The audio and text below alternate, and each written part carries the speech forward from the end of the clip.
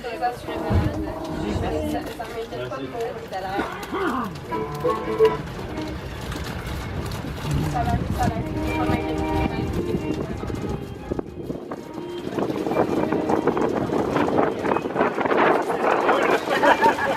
Ça sera pas long.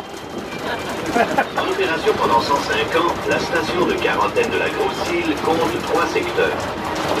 C'est tout près de la ville de l'hôpital, située au sud de l'île, que les autorités britanniques décident d'ériger un hôpital occupant l'espace longeant la baie en 1832. Cet hôpital pouvait accueillir 48 patients. En passant le poste de garde érigé en 1897, vous entrez dans le village, un secteur réservé uniquement aux employés de la station de quarantaine.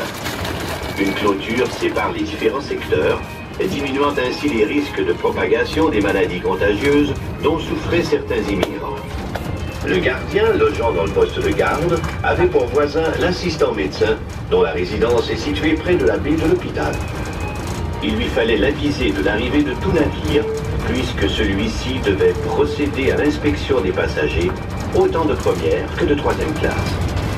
Les immigrants en santé débarquaient sur l'île du côté ouest afin d'être gardés sous observation quelques jours. Les immigrants malades débarquaient au quai de l'Est, ou quai des gens malades, afin d'être traités pour diverses maladies. Le bloc d'en haut, situé à l'embouchure de la baie du choléra, du côté sud de l'île, est également intimement lié à l'arrivée des immigrants. C'est dans cet immense bâtiment que logeaient 8 familles de marins travaillant sur les navires à vapeur. Leur tâche était d'amener les immigrants des transatlantiques à la station de quarantaine, de désinfecter les navires une fois ces derniers vides, ainsi que ravitailler la station.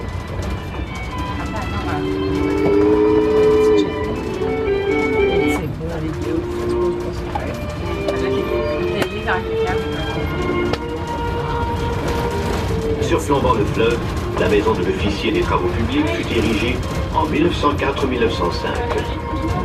Connue sous le nom d'hôtel du gouvernement, elle servit d'abord d'auberge pour les employés de passage à la Grosse-Île.